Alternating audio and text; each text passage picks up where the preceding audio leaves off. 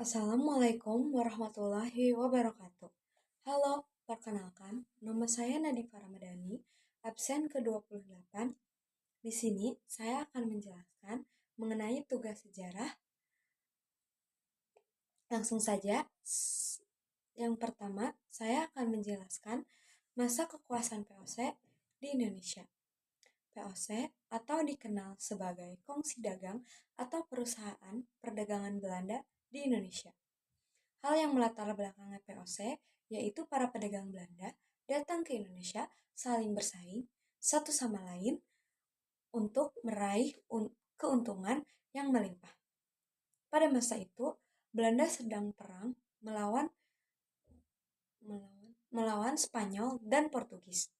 Pemerintahan Belanda akhirnya ingin menyatukan para pedagang Belanda dalam satu kongsi dagang atau perdagangan. Pemerintah Belanda juga yakin hal ini akan ampuh untuk kekuatan militer dan ekonomi bangsanya. Atas prakarsa Perintis Maurits, VOC pun resmi didirikan pada tanggal 28 Maret 1602 di Amsterdam, Belanda. Tujuan utama didirikannya VOC yaitu menghindari persaingan antar pedagang Belanda, menghindari persaingan dengan bangsa Eropa lainnya, dan memonopoli perdagangan rempah.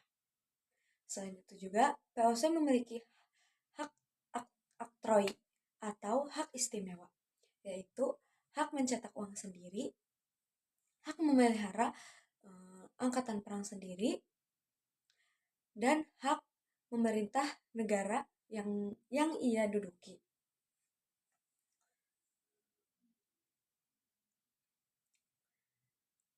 Lalu, hak melakukan perjanjian dengan raja-raja, dan juga hak memonopoli perdagangan rempah. Akhirnya, pada tahun 1749, tepatnya pada tanggal 24 Maret 1749, VOC pun mengalami keruntuhan akibat terjadi korupsi. Materi berikutnya yaitu tentang kekuasaan Republik Batak di Indonesia. Pada tahun 1795,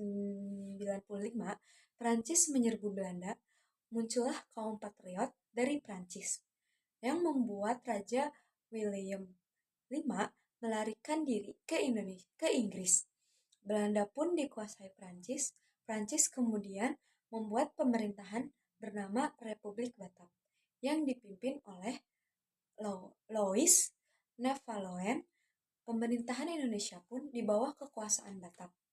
Raja William V kemudian menyampaikan surat keok yang berisi perintah Belanda menyerahkan ke Inggris, bukan Prancis.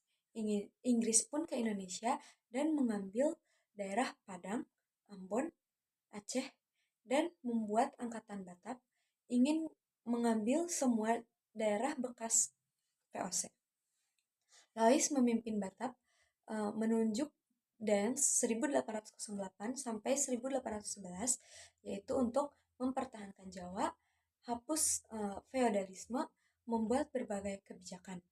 Kebijakan pertahanan, memperbanyak jumlah pasukan yaitu sebanyak 18.000 orang pribumi, membuat angkatan legion Mangkunegara, membangun jalan raya Anyer sampai Panarukan. Kebijakan politik dan pemerintahan.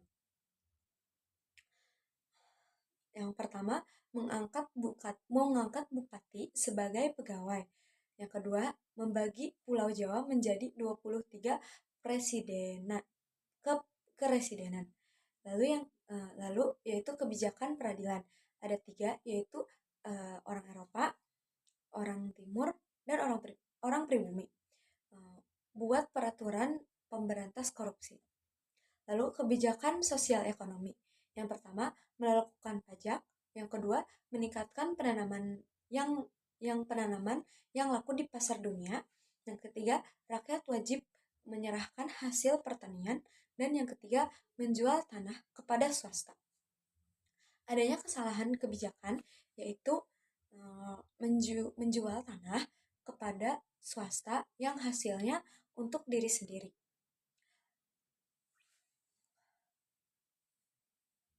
Lalu dipecatlah Jans lalu dipecat eh, Janssens dipilih pada 1806. Janssens terusir karena wilayahnya dikuasai Inggris. 26 Agustus 1811, Batavia dikuasai Inggris. Janssens meminta Legion Mangkunegara untuk memukul Inggris, tetapi kalah. Pada 18 September 1811, Belanda dipaksa mendatangani perjanjian tentang Pulau Jawa, diserahkan kepada Inggris, dan orang Belanda dipekerjakan di dipekerjakan dan diperintah Inggris.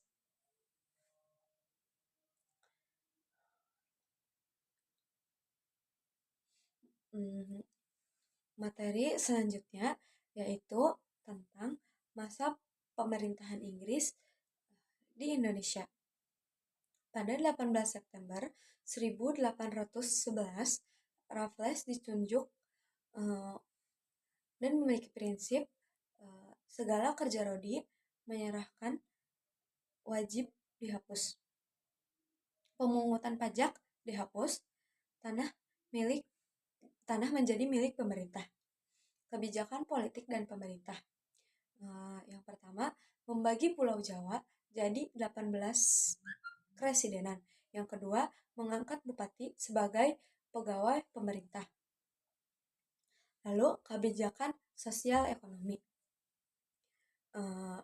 Menghapus menyerahkan wajib, menghapus kerja rodi, menjual tanah ke swasta, memperlakukan sistem sewa tanah. Untuk sistem sewa tanah dengan ketentuan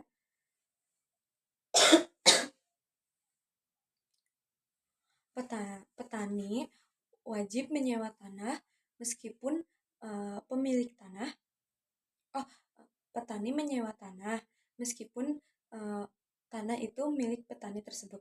Harga sewa sesuai kondisi tanah, menggunakan uang tunai. Adanya banyak kendala pada masa Raffles. Kurangnya pengawasan, bupati lebih kuat dibanding asisten Inggris. Pemerintahan Raffles kurang memuaskan. Pada 1815, Raffles diganti John Vendel. Namun tak lama Pulau Jawa harus diserahkan ke Belanda pada 1816. Selanjutnya yaitu materi kekuasaan Belanda di Indonesia dan tanam paksa di Indonesia. Pada 1829, Van de Bosch mengajukan usulan harus melakukan penanaman di tanah jajahan yang lalu dipasarkan ke dunia, dan kaum pribumi dijadikan kerja rodi atau tanam paksa. Ketentuannya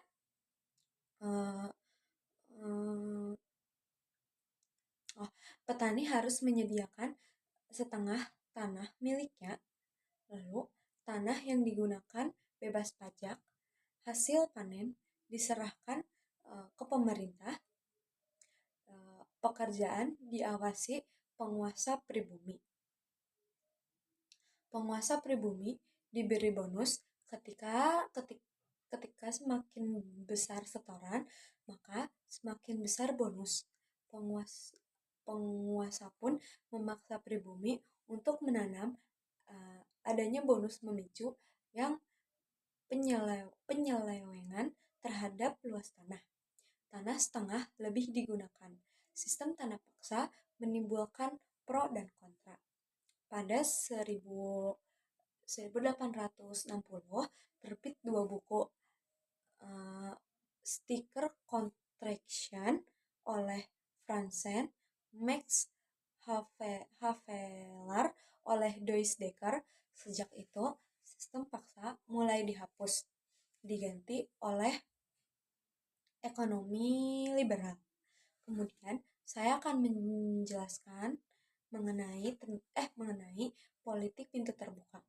Politik pintu terbuka adalah kebijakan perekonomian Indonesia dibuka kepada swasta untuk pertumbuhan ekonomi dan kesejahteraan. Ada kebijakan pintu terbuka, yaitu adalah sistem tanam paksa dihapuskan, lalu ekonomi diserahkan kepada swasta, ditandai dikeluarkannya undang-undang agraria dan gula. Pelaksanaan pintu terbuka, perkebunan tebu, perkebunan tembakau, lalu dampaknya yaitu adalah memberi keuntungan kepada swasta, hasil-hasil mengalir ke Belanda. Dan yang terakhir yaitu adalah politik etis. Program politik etis yang pertama, edukasi sebagai pendidikan, imigrasi sebagai saluran irigasi, emigrasi sebagai perataan penduduk, yaitu penyimpanan politik etis, yaitu edukasi untuk menjaga kerja, irigasi untuk mengairi perkebunan, emigrasi untuk memenuhi tenaga kerja perkebunan. Dampaknya yaitu adalah membangun sarana aktivitas pertanian, membangun sarana transportasi. Terima kasih. Cukup sekian penjelasan mengenai materi sejarah. Kurang lebihnya mohon maaf. Billahi taufiq wal hidayah. Wassalamualaikum warahmatullahi wabarakatuh.